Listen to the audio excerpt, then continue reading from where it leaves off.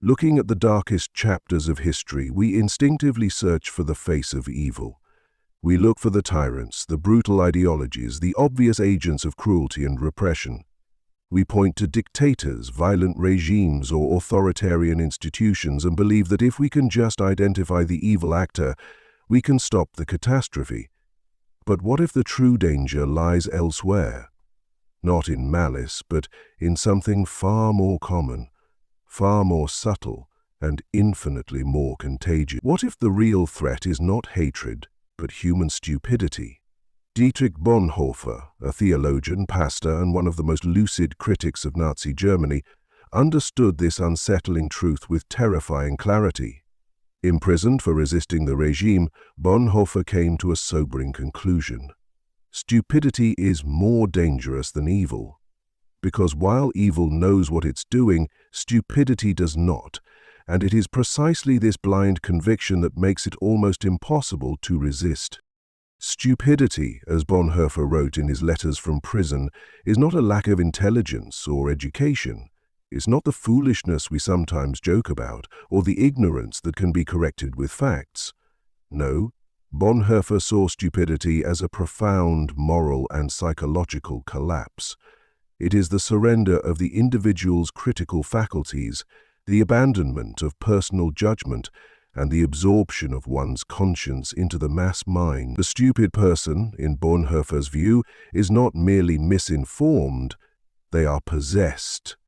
They do not engage with reality through analysis or self-reflection. Instead, they operate entirely through pre-formed ideas, slogans, groupthink, and borrowed moral certainty, and that makes them capable of immense destruction.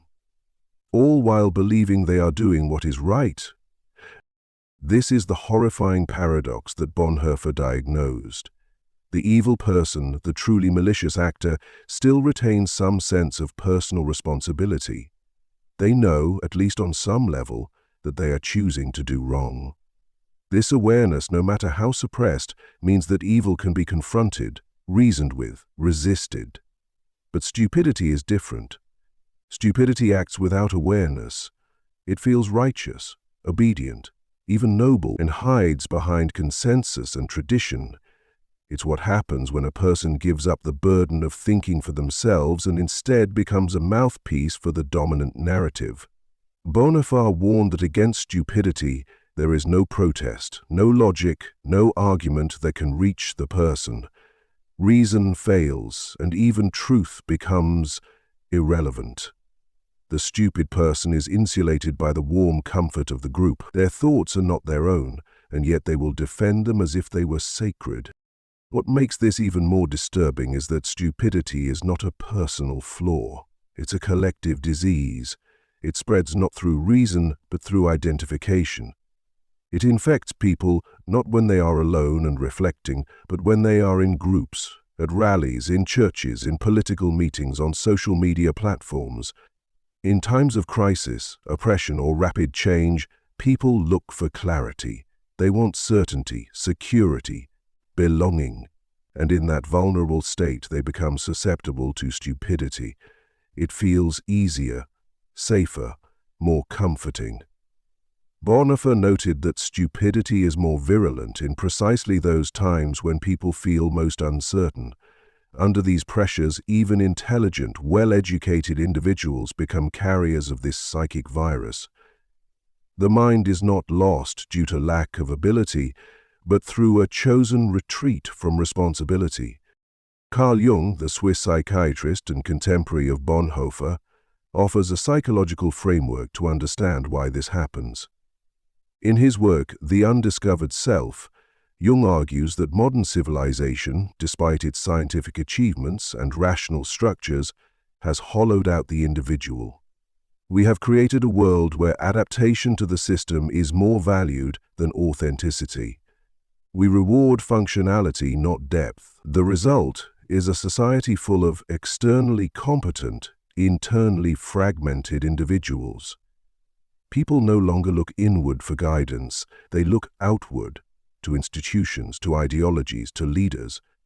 They no longer ask themselves what is true, only what is acceptable.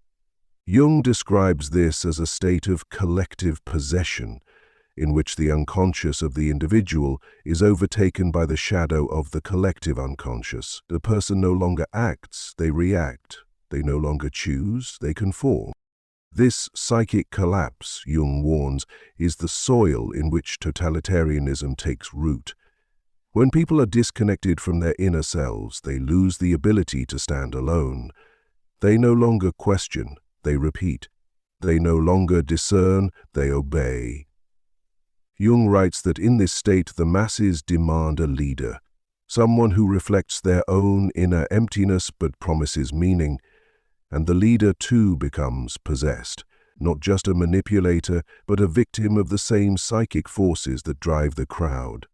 Thus, stupidity at the mass level gives rise to stupidity at the top. A cycle of projection, identification, and mutual deception begins. The crowd sees itself in the leader, and the leader becomes the inflated embodiment of the crowd's unconscious desires. Bonhoeffer's observations under the Nazi regime offer chilling, real-world confirmation of Jung's theories. The regime didn't require legions of sadistic masterminds to carry out its horrors. It needed ordinary people to stop thinking. It needed citizens to accept slogans in place of truth, orders in place of conscience, ideology in place of morality. These people, Bonhoeffer noted, were not monsters. Many were religious, educated, seemingly moral individuals, but they had abandoned their moral autonomy. They had ceased to be individuals. Bonhoeffer wrote that speaking with such people felt like speaking with an echo, not of their own soul, but of the system that had absorbed them. They no longer responded as human beings, but as representatives of propaganda. This depersonalization is no accident. It is the intended result of any system that thrives on conformity. When people begin to identify more with roles, identities, and affiliations than with their own capacity for reflection, they become instruments rather than agents. And when enough people fall into this state, the system no longer needs to be overtly violent. The crowd polices itself. The lie becomes invisible because it is repeated everywhere. Evil no longer needs to be enforced. It becomes normalized, and stupidity is the vehicle. The most frightening aspect of this phenomenon is its persistence. It is not tied to one regime, one era, or one ideology. It is not limited to fascism, communism, or religious extremism. It can wear the clothes of democracy, progress, and tolerance just as easily as those of repression and fear. Because it is not about what people say they believe, it is about whether they arrived at that belief through reflection or through absorption. And in modern life, where the speed of information outpaces our ability to process it, where social validation often substitutes for critical thought, and where tribal affiliation increasingly defines truth, the conditions for stupidity are not decreasing, they are growing. This is why Bonhoeffer's warning is so urgent. He saw that the true battleground is not external, it is internal. The real fight is not between parties or nations, but between awareness and unconsciousness, between individuality and mass-mindedness, between thinking and repeating. And unless we understand how easy it is to become stupid in this deeper sense, we are all vulnerable. Because the moment we stop thinking for ourselves, the moment we surrender our doubts for comfort, our solitude for group acceptance, our moral discernment for ideological certainty, we are already part of the problem. In the mid-20th century, experimental psychologists began testing some of these ideas in controlled settings. What they found only confirmed Bonhoeffer's most disturbing insights. In the 1950s, Solomon Asch conducted experiments showing how individuals would knowingly give wrong answers to simple questions just to conform to the majority opinion. These were not unintelligent people. They simply did not want to be different. The desire to belong, to not appear foolish, overrode their perception of reality. And a few years later, Stanley Milgram conducted an even more haunting study. Participants were instructed to administer electric shocks to a stranger every time they gave a wrong answer. The shocks were fake, the stranger was an actor, but the participants didn't know that. Under the calm authority of a man in a white lab coat, ordinary people, teachers, housewives, businessmen, delivered what they believed were lethal shocks. Over 60% obeyed to the end. They sweated, they trembled, but they continued. Why? Because someone in authority told them to, because they were not thinking for themselves, because they had surrendered. These experiments did not reveal something new, they simply made visible what Bonhoeffer had already seen, that the most dangerous thing is not evil. It is a person who no longer questions, a person who obeys without examining, a person who believes not because they have understood, but because everyone else believes the same thing. This kind of person is not rare. They are everywhere. They sit next to us in classrooms, offices, and churches. They hold respectable positions. They smile politely. But when the pressure comes, when the system demands complicity, they will not resist. Not because they are wicked, but because they no longer know how to think. And that, Bonhoeffer reminds us, is what we should fear most. Throughout history, times of crisis always produce a search for an enemy. Dictators, ideologies, political foes. But Dietrich Bonhoeffer identified a deeper threat: stupidity. Not ignorance, but a moral, psychological surrender. A person ceases to think critically, replaces conscience with slogans and believes they're right, making them more dangerous than the evil they may unknowingly support. Bonhoeffer wrote, "Against stupidity we have no defense. It resists logic, ignores truth, and thrives in collective comfort. It's not about IQ, it's about the will to remain conscious. In oppressive times, stupidity spreads like a virus.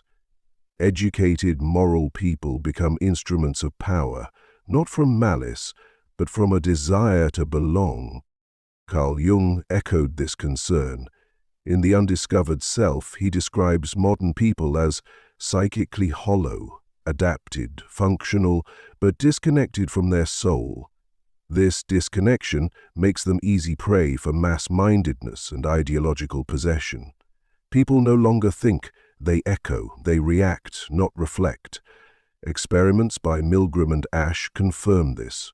Under authority or peer pressure, ordinary people obey harmful commands or deny obvious truths just to conform. They stop thinking not because they can't, but because it's easier not to. Modern society rewards this. In corporations, schools, media, and even religion, questioning is punished and conformity praised.